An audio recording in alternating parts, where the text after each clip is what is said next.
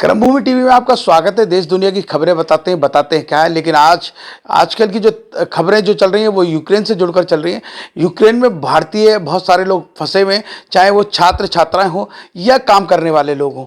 सरकार प्रयास कर रही है कि ज़्यादा से ज़्यादा लोगों को रेस्क्यू किया जाए और इंडिया वापस लाया जाए। और कहीं से ये भी खबरें आ रही है कि सरकार उनकी मदद नहीं कर रही, कहीं से खबरें आ रही है कि सरकार मदद कर रही है। बहुत सारे कयास लगाए जा रहे हैं। घर में बैठे माता पिता सोच रहे हैं कि हमारे बच्चे कब घर में पहुंचेंगे, कब हमारे चेहरे पर खुशी आएगी। लगातार अपने बच्चों से संपर्क कर रहे हैं, फोनों पे बात हो रही है।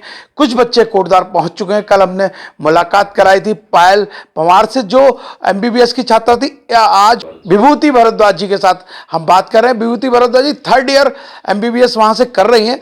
और एक खास बात मैं आपको बताऊं कि जिस तरीके से हिंदुस्तान की अगर बात करें तो हिंदुस्तान का जो तिरंगा है वो हमेशा ऊंचा रहे, इस तरह की बात करें, झंडा ऊंचा रहे हमारा, इस तरह की बात होती है। और वहाँ लगातार सुनने में आ रहा है कि जिन गाड़ियों पे तिरंगा लगा हुआ उन गाड़ियों को कोई भी रोक नहीं रहा, चाहे यूक्रेनियन सरकार के लोग हों, चाहे रशियन फौज हो, कोई भी नहीं रोक रहा। सच्चाई जब हम बात करेंगे तभी सच्चाइयों का पता लगेगा कि सरकार क्या कर रही है, क्या नहीं कर रही है, किस तरह का उनका बिहेव है।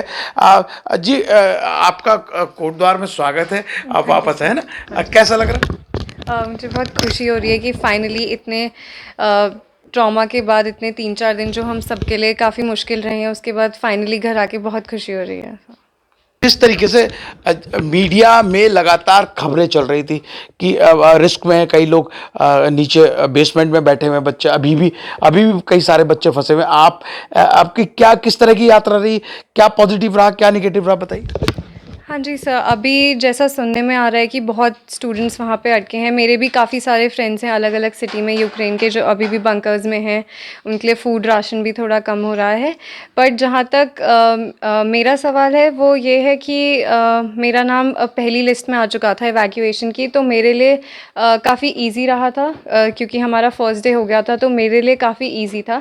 कुछ नेगेटिव भी ये था कि क्योंकि भीड़ काफ़ी ज़्यादा थी रोमेनियन बॉर्डर पे, यूक्रेनियन फैमिलीज़ को भी रोमेनियन बॉर्डर क्रॉस करना था, तो हमें 5-6 किलोमीटर पैदल चल के जाना पड़ा। काफ़ी फिर 1-2 घंटे का काफ़ी वहाँ वेट करना पड़ा, क्योंकि रोमेनियन बॉर्डर से इधर एम्बेसी की बसेस नहीं आ पा ये रही। भी सुनने में आया कि 2-3 दिन तक बॉर्डर में खड़े रहे कई सारे, बर्फबारी भी हो रही थी, ठंड भी थी, खाने के लिए नहीं था। हाँ जी।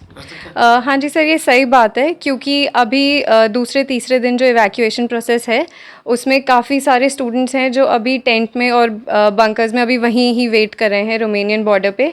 और शायद अभी थोड़ा समय और लगेगा, पर इवैक्यूएशन प्रोसेस अभी स्टार्ट हो चुकी है उनके लिए भी। वो भी शायद एयरपोर्ट अभी बहुत जल्द उन्हें भी लाया जाएगा। कुछ लोग कह रहे हैं कि भारत सरकार कोई भी प्रयास नहीं कर रही, भारत सरकार चुप बैठी है। क्या कहेंगे, भारत सरकार ने कुछ आपकी मदद करी है कि नहीं करी है? रजिस्ट्रेशन में मदद करी है कि नहीं करी है, या फ्लाइट से लाने में मदद करी है? क्योंकि मैं इसमें अपने एक्सपीरियंस से बता सकती हूँ कि अगर इंडियन गवर्नमेंट नहीं होती तो मुझे नहीं लगता कि हम लोग सेफ़ली वापस आ पाते। और क्योंकि इस बार ये फ़ील हुआ कि हम इंडियन सिटीजन्स हैं और हम दुनिया के किसी भी कोने में हों, इंडियन गवर्नमेंट अपने हर इंडियन सिटीजन्स का उतना ही ध्यान रखती है। और कोई भी मुश्किल आने पे इंडियन एम्बेसी और इंडियन गवर्नमेंट हमेशा हमारी हेल्प करेगी। इस बार मुझे ये पक्का भरोसा हो चुका है इंडियन गवर्नमेंट। जिस तरीके से कहा जाता कि झंडा ऊंचा रहे हमारा, तिरंगे की अगर बात करें, तिरंगे की आन बान शान के लिए फौज के लोग लड़ रहे हैं, बॉर्डर में लड़ रहे हैं, सब तरीके, तो क्या लगता है कि हमारा तिरंगा इतना मजबूत है कि गाड़ियों में तिरंगा लगा हुआ था कोई भी नहीं रोक रहा? हाँ जी सर, ये बिल्कुल सच बात है। हमें एम्बेसी के ऑर्डर्स आए थे कि अपनी सारी बसेस पे आप अपना तिरंगा लगा के जाइए, लिखिए कि इंडियन स्टूडेंट्स ऑन बोर्ड हैं। तो जैसे ही हम पहुँचे बॉर्डर एरिया में, तो सारे यूक्रेनियंस ने देखा कि ये ट्राई कलर फ्लैग वाली बस आ रही है, ये इंडियन स्टूडेंट्स की बस है, और उन्होंने बिल्कुल रास्ता खाली छोड़ दिया और बसेस एकदम रोमेनियन बॉर्डर तक बड़े आराम से पहुँची थी। क्या लगा इस बार की जो ये घटना हुई है, इससे क्या तिरंगे के लिए सम्मान और बढ़ गया? हाँ जी सर, बिल्कुल। हमेशा से था।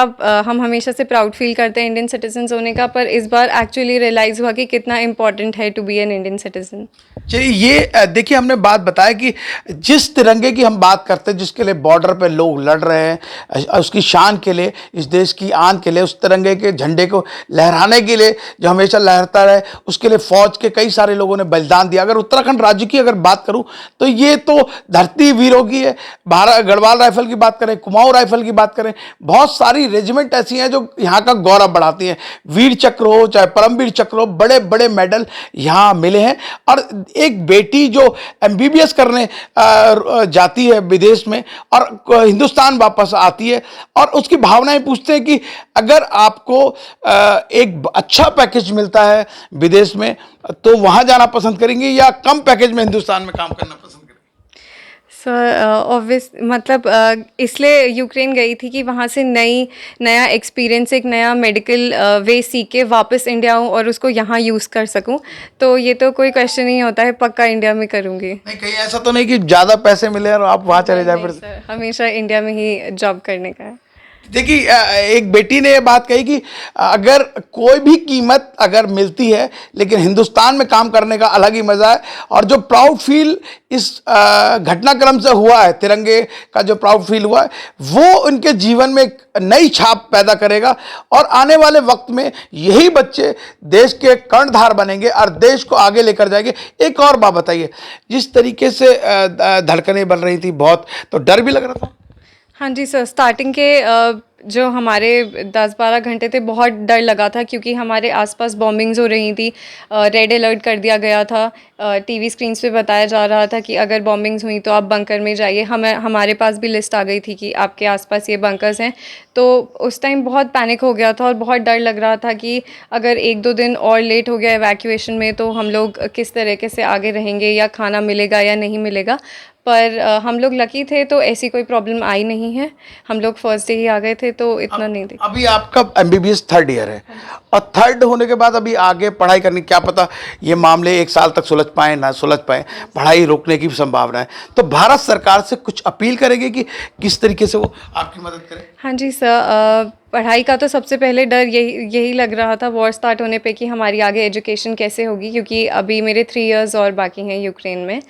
तो पहले तो यही है कि वॉर सबसे पहले ठीक हो जाए, डिप्लोमेटिक वे से सॉल्व हो जाए। इन केस ऐसा कुछ आगे इंक्रीज़ होता है वॉर, तो इंडियन गवर्नमेंट से यही रिक्वेस्ट है कि वो लोग देखें, बात करें कि हमें आगे जाके यहाँ इंडिया में एजुकेशन कैसे प्रोवाइड होगी, हमारे कॉलेजेस या हमारे ईयर्स कैसे रिज़ॉल्व किया जाएगा, कि क्योंकि हमें अपनी मेडिकल एजुकेशन तो पूरी करनी ही पड़ेगी। तो यही इंडियन गवर्नमेंट से क्वेश्चन है कि अब आगे हमारी एजुकेशन के लिए वो क्या स्टेप्स लेंगे और क्या उन्हें ठीक लगता है। जी, जिस तरीके से सरकार ने अभी तक मदद करी है, आने वाले वक्त में लगता है कि एजुकेशन में भी वो मदद करेंगे। और ये एक बड़ी बात है कि बहुत सारे बच्चे, कम से कम हज़ारों की संख्या में बच्चे जो एमबीबीएस वहाँ से कर रहे थे, कहीं किसी का 3rd सेमेस्टर था, किसी का 4th था, किसी का 3rd ईयर था, किसी का 4th ईयर था, और पढ़ाई उनकी लगभग, अब फिलहाल तो ब्रेक लग गया है, लेकिन आने वाला वक्त बताएगा कि भारत सरकार या नरेंद्र मोदी सरकार क्या उस पर स्टेप उठाती है या स्टेट गवर्नमेंट उस पर क्या स्टेप उठाती है, किस तरह बच्चों को एक नया रास्ता देती है। अब अभी हमने बेटी से बात करी, अब उनके पिता से भी बात करेंगे कि बेटी घर पहुंची है, क्या कहेंगे, किस तरीका महसूस हो रहा है? नहीं, हमें तो लड़की घर पहुंच गई है, इस बात का तो खुशी है ही। लेकिन और भी जो हमारे हिंदुस्तानी यूक्रेन में जो पढ़ रहे हैं बच्चे, उनकी भी सबकी सकुशल वापसी मैं समझता हूं कि हमारी भारत सरकार जरूर करेगी। और भारत सरकार के लिए क्या कहेंगे अपील? भारत सरकार के लिए ये अपील करेंगे कि जहाँ जितने भी बच्चे वहाँ पर फंसे पड़े हैं उनको जो है कि सेफली इंडिया लाया जाए। और मैं समझता हूँ कि हमारी भारत सरकार और हमारे प्रधानमंत्री इस बात के लिए बहुत अग्रसर हैं। वो अपने मंत्रियों का डेलीगेशन उन्होंने विभिन्न कंट्रियों में भेज दिया है, इसीलिए कि बच्चे जो फंसे हैं उनको आसानी से वहाँ से निकाल लें। कल की कैबिनेट मीटिंग में ये डिसीजन हुआ था, तो उनमें 3 मंत्री जो हैं उन्हें भेज दिए हैं बाहर। चलिए, जिस तरीके से हमारी बेटी विदेश में पढ़ रही थी और अब वो कह रही है कि अगर कभी जॉब करने का मौका मिलेगा तो मैं हिंदुस्तान में करूँगी, और कहीं बड़ा पैकेज अगर विदेश में मिला फिर क्या होगा? नहीं, तो हम हिंदुस्तानी, हमारी बेटी हिंदुस्तान में ही खुश रहेगी। अपना देश ही सबसे बड़ा महान होता है। हम भी हैं, बशर्ते हम भी बाहर जाएंगे, लेकिन हम अपने देश में ही अच्छा समझते हैं, तो यहीं आएगी, अपने देश में आएगी, बाहर से कोई मतलब यहाँ तो बड़ी दिक्कतें हैं, भ्रष्टाचार है, बेईमानी है, सब चीज़ें। हमारा भ्रष्टाचार सब जगह है, हमारे ही देश में नहीं, सब देशों में है, लेकिन हमारे देश में क्या है कि जनसंख्या ज़्यादा है, इसको कंट्रोल करने के लिए सबसे बड़ी समस्या भ्रष्टाचार ही है। अगर जितने जनसंख्या नहीं तो उतने ही जॉब भी बनेंगे लोगों के लिए। आप आज क्या जनसंख्या इस रैपिडली बढ़ रही, उतने साधन हमारे पास है नहीं। चलिए मैं माता जी से ही बात करूंगा कि मेडिकल कॉलेज के बारे में कहूँगा, जी मेडिकल कॉलेज की बात करें। जैसे विदेशों में मेडिकल कॉलेजों की संख्या ज़्यादा है ना, और इंडिया के बच्चे वहाँ पढ़ने जाते हैं। मैं ये गुजारिश करना चाहता हूँ भारत सरकार से, और जो अपने स्टेट गवर्नमेंट हैं रिस्पेक्टेड, वो सभी अपने डिस्ट्रिक्ट में एक एक मेडिकल कॉलेज खोलें, तो इस टाइप की परिस्थितियाँ दोबारा नहीं आएंगी, हमारे बच्चे हमारे हिंदुस्तान में ही पढ़ेंगे। चलिए देखिए, इन्होंने कहा कि कम बजट में पढ़ाई हो जाए, क्योंकि एजुकेशन हिंदुस्तान में बहुत महंगी है, मेडिकल की हर व्यक्ति उसको अफोर्ड नहीं कर सकता। ऐसे में विदेश भेजना उनकी मजबूरी होती है, खुशी से तो कोई भी नहीं भेजता अपने बच्चे को, लेकिन मजबूरी बस उन्हें, क्योंकि एजुकेशन बजट नहीं होता, जेब पर भारी पड़ता है, इसलिए भेजते हैं। जी बेटी घर पहुँची, क्या कहेंगी? हाँ, मुझे बड़ी प्रसन्नता है कि समय रहते वो आ गई हैं घर पे। कुछ घंटे बहुत मुश्किल थे, पर फिर भी ऐसे लग रहा था कि ज़रूर कुछ ना कुछ किसी भी स्तर पे इनका इवैक्यूएशन किया जाएगा। मुझे उन बच्चों की भी चिंता है जो अभी तक वहीं पे स्टक हुए हैं, और मेरी ईश्वर से प्रार्थना है कि बहुत जल्दी ऐसी मुश्किल जगहों से निकल कर के बच्चे सेफ़ जगहों तक पहुँचेंगे और अपने अपने घरों तक आ पाएंगे।